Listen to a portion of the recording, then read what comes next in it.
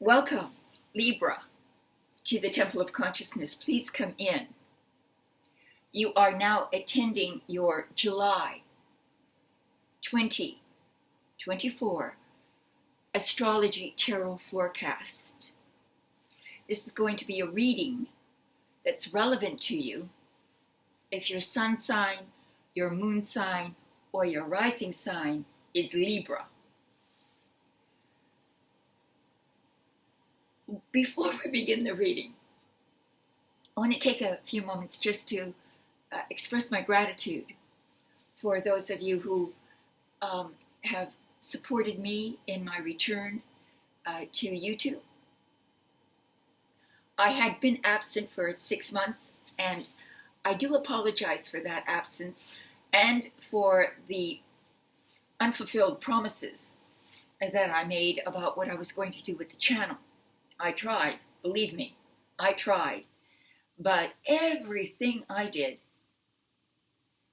was met with huge resistance, obstacles. Primarily, I was going to do it with a good friend who had a lot of experience, credentials within the area of the of health and well-being, which is where I wanted to take the channel. And that partnership didn't work out. She had family issues that she needed to attend to, and so it just never manifested. And I decided that instead of pursuing what seemed to be a futile direction, I turned tail and came right back to where I started. And, you know, it was just that I've been doing this tarot channel, for about 8 years on YouTube. And in the last few years, there have been literally hundreds of other tarot channels that have come up. And so I became a little discouraged and thought that maybe I needed to pursue a different course. But you have no idea how much I missed it, and how much this has showed me that I mustn't be intimidated by the competition and just go on doing what I love to do in the way that I love to do it. And so I just extend this apology to you and hope you understand, and I'm very happy to be back. There, that said, let's move on to your reading. Before we begin the actual tarot reading, I want to address what I think is a very important astrological aspect that's going to be happening for you in July. And that is Mars transiting your 8th and 9th house, all in the same month. Mars is in Taurus until the 20th of July, and then it moves into Gemini, and that is your 9th house. So it's in the 8th and the 9th house, and I'll tell you something. I've got Scorpio, Libra, cuspy rising, so I really feel the importance of this. The 8th house is a very powerful house. They say it's the house of sex, taxes, and death. Consequently, it's about some of the most intimate matters of life, that is to do with intimacy and sexuality and sensuality. Taxes, which have to do with your obligation to society, sometimes in the form of taxes or in other ways, your community, your society. And then what we have also is death. And death is about transformation, deep, very deep transformation. So now Mars, which is the planet that symbolizes the high energy, catalytic, dynamic energy, is moving through this vital sector in your chart. So these matters are enlivened, made more evident within you psychologically and through the events and the people that you meet. So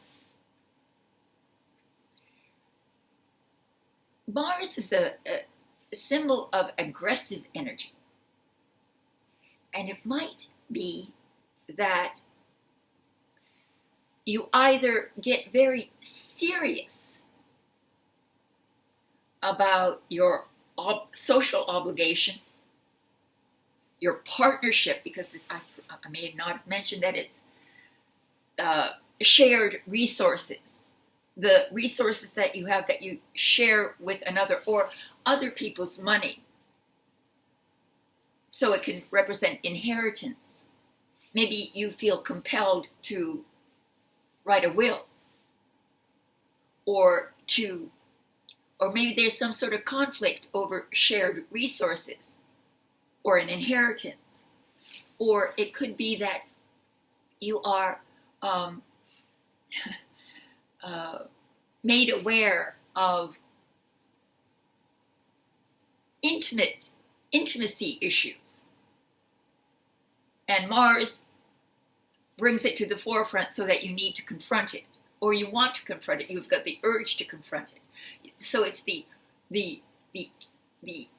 motivation to bring resolution to these subjects: partnership, shared resources, inheritance, wills, taxes, obligations, the obligations you have to the greater community that you live in. All of these things could be triggered. And Mars, again, is an aggressive energy. So you've got to be careful that there aren't that you're not going to speak too aggressively, or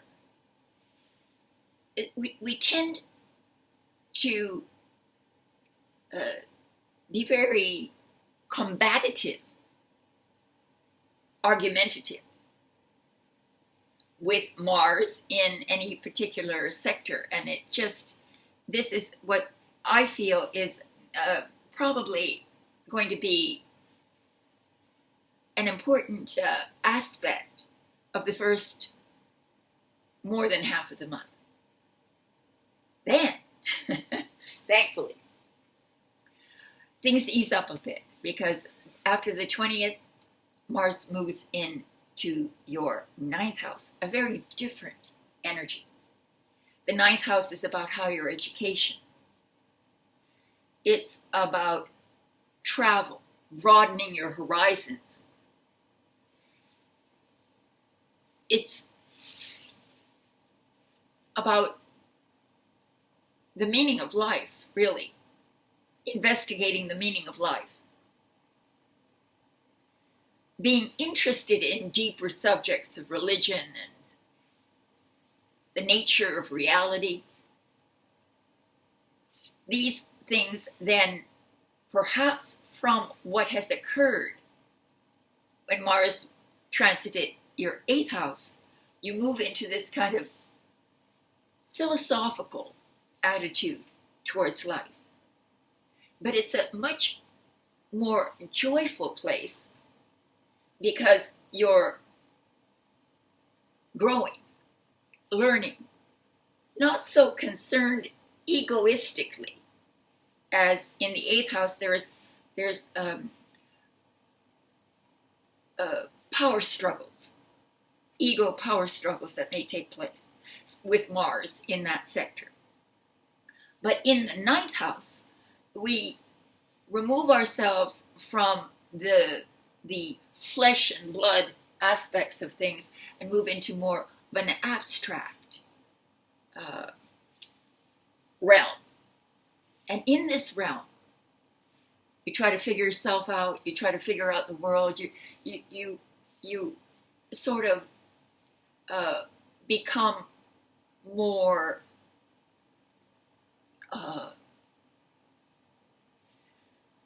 well, I'm searching for the word, and it has to be the right word.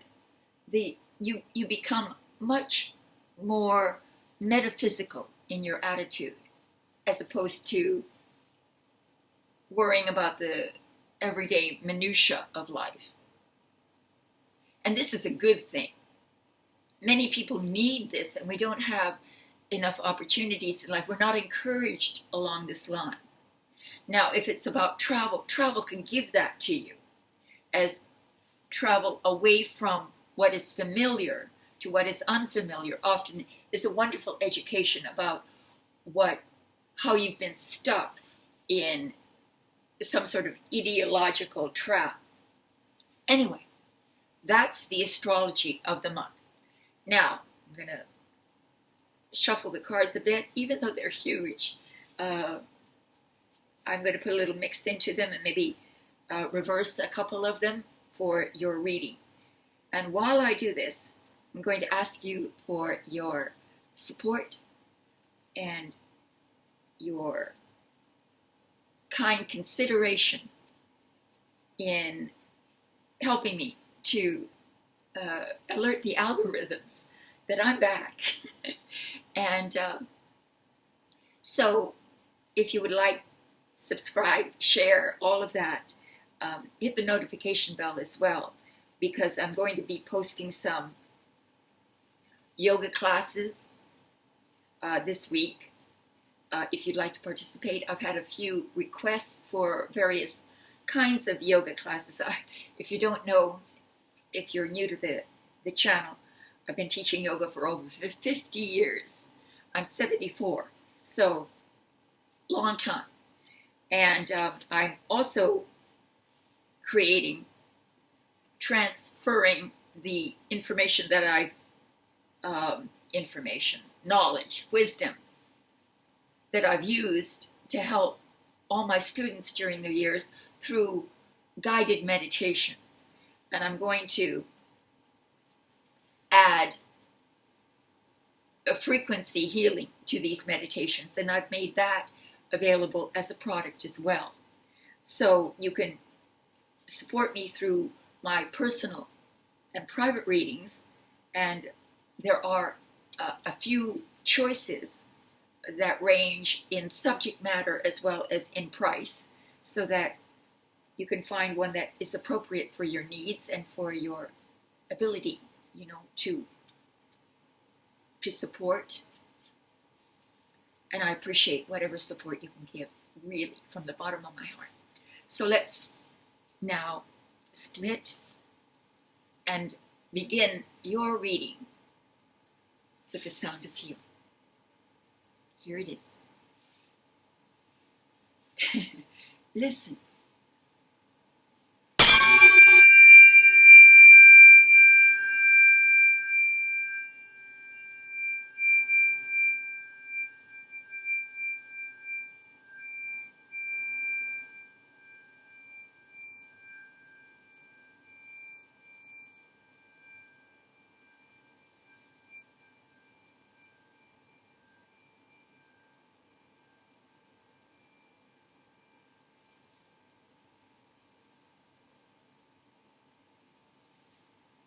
Sound of healing.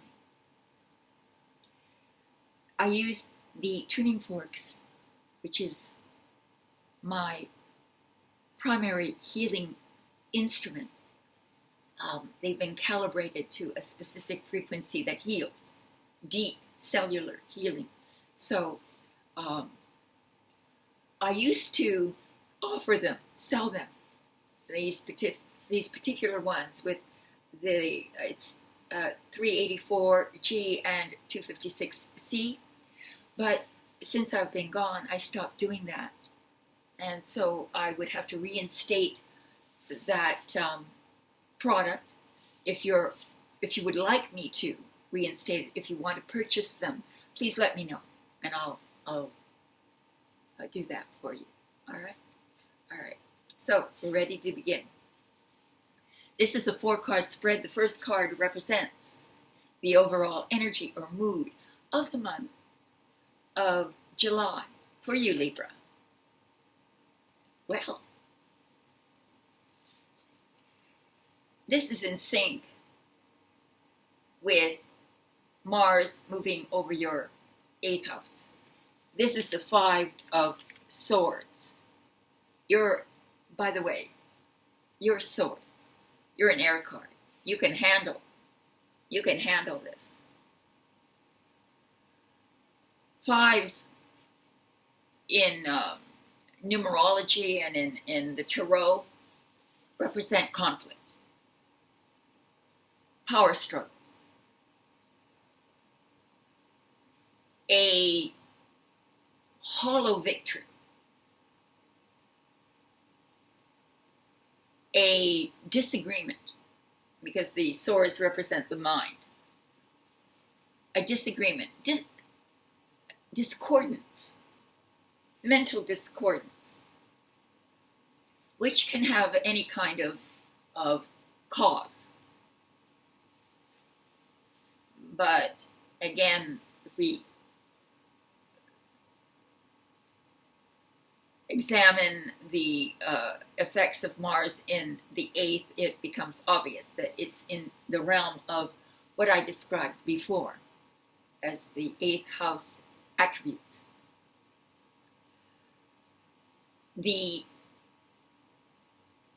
implication is that this will be the sort of theme of the month, both astrologically and through the tarot. There is a win here that's described pictorially in the card. There is a win. You win your ideas. Your ideas dominate. And it is a domination of sorts. There's a battle of wits. There is some sort of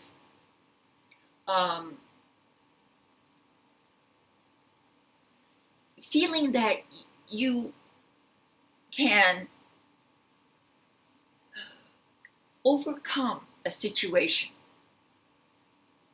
simply by abstractly through the intellect get out of it. But what it's saying is that there's a lot more than that, than the merely intellectual aspects of it that you're missing. And that would be the heart aspects of it as well. So just saying,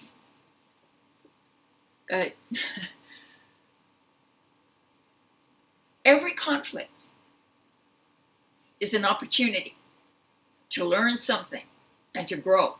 That's really how one must look at these things. They wouldn't appear if you didn't need the lesson. And not every one of you is going to experience this in a negative way. It could simply be a different point of view, harboring a different point of view and defending that viewpoint at all costs, which is a positive. All right. In the position of what will challenge you this month, we have the 8 of Cups. Walking away from what is familiar,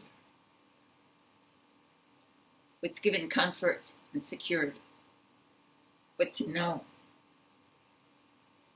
Walking away from what you've invested a great deal of emotional energy into. Seeking higher ground, betterment. venturing out into the unknown while leaving behind what is known. And there are 8 cups, which means that there has been a lot of time, energy, emotions invested in that situation. The 8 cups assembled, sort of stacked, are the events, experiences that you've stacked behind you, that you've invested in. It could be it could be about investments, again, because we're traversing the 8th house, other people's money, shared finances.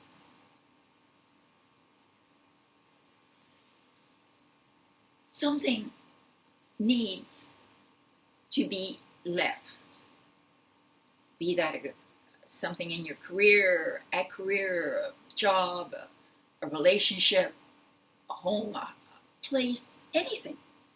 You can put symbolically, interpret it symbolically. So that's your challenge. It's an emotional challenge. It may involve change that's dramatic, exterior change that's dramatic, but it doesn't need to. It could be simply an emotional change within you, leaving something within yourself behind that you no longer want to identify with, or that is no longer meaningful to you. Because again, you're moving into a period after the 20th where you're going to seek meaning, deeper meaning.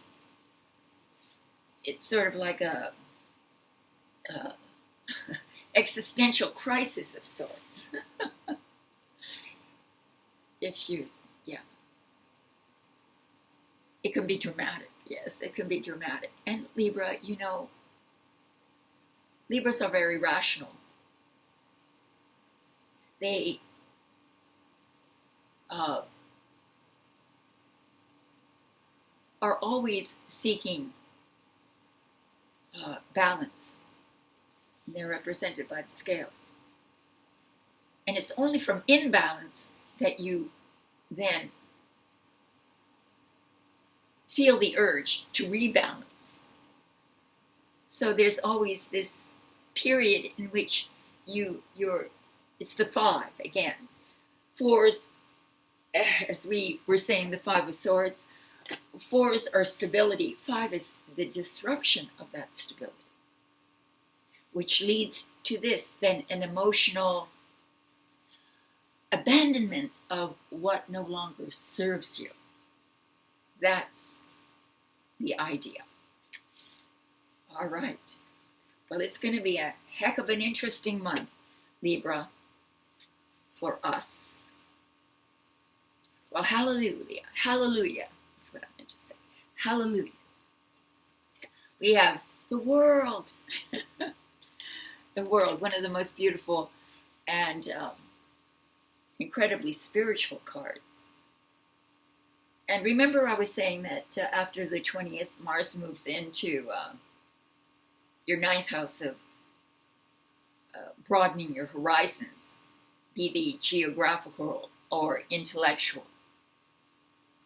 Here, you're broadening your horizons,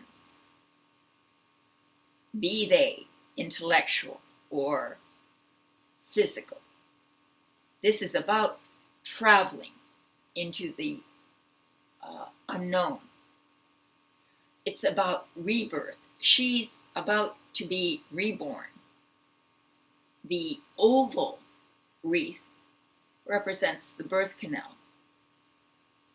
She's dancing. She's very happy because something is done.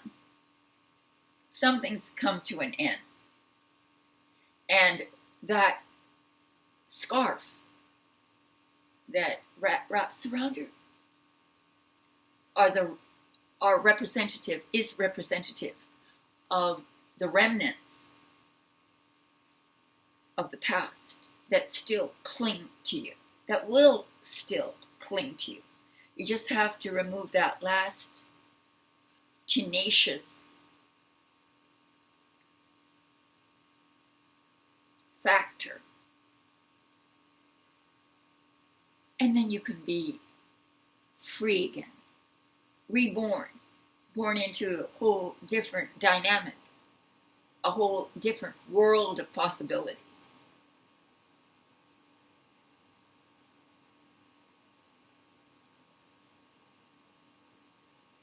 There's no end to the symbolic significance of this. Remember, because we're moving into a period at the end of the month in which we become a little bit more philosophical, metaphysical. And this is a very metaphysical, philosophical. It's the end of the entire major arcana. The journeys come to an end. Some journey is done, and you're ready to begin another. Except for that last piece that has to be removed. And the entire reading has been about the removal of that, so that you can arrive here. And it's in the position of the unexpected.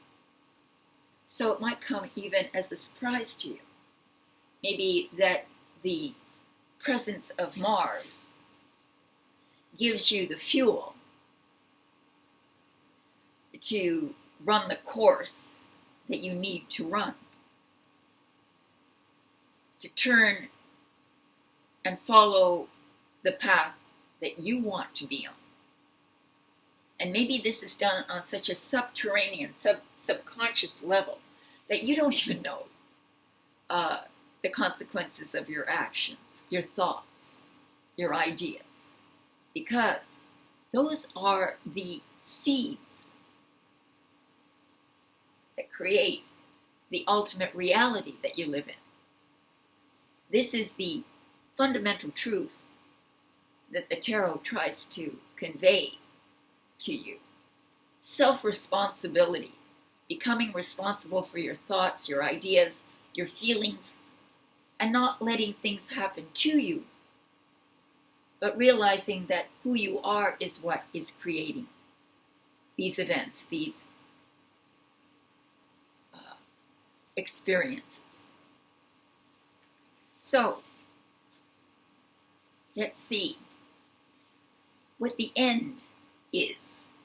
That was sort of an ending, but in the position of the this will give us an idea as to how we actually move. Oh, here it is. You know that when Mars moves into Gemini, Gemini is an air sign, like you are. Everything again becomes speeded up. So it was treading slowly through Taurus. Mars doesn't like Taurus because it likes action. So it's going to get action because we've got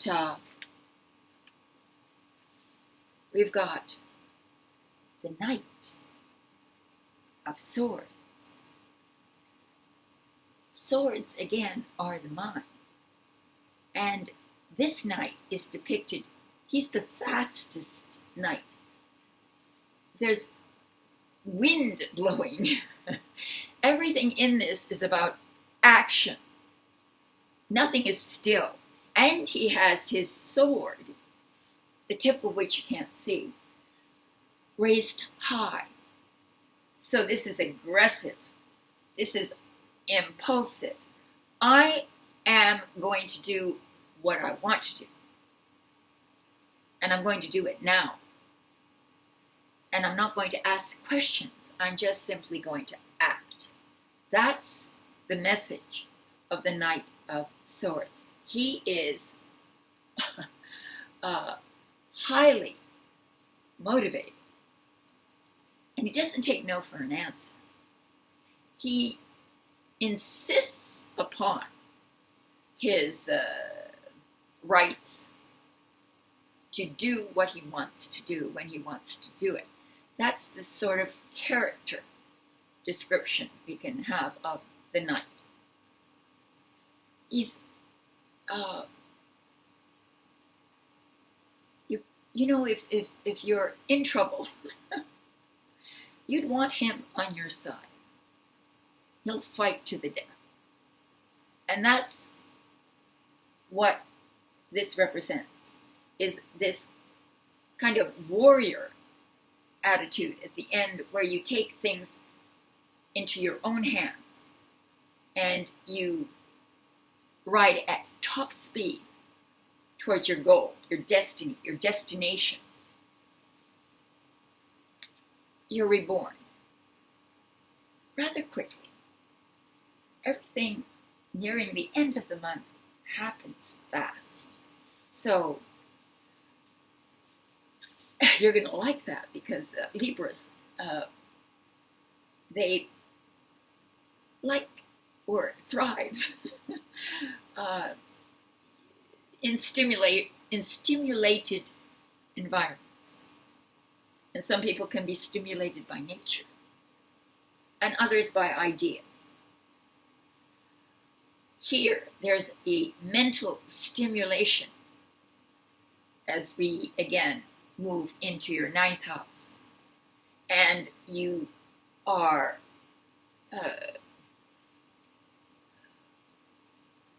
very curious, very electrified by ideas, new ideas.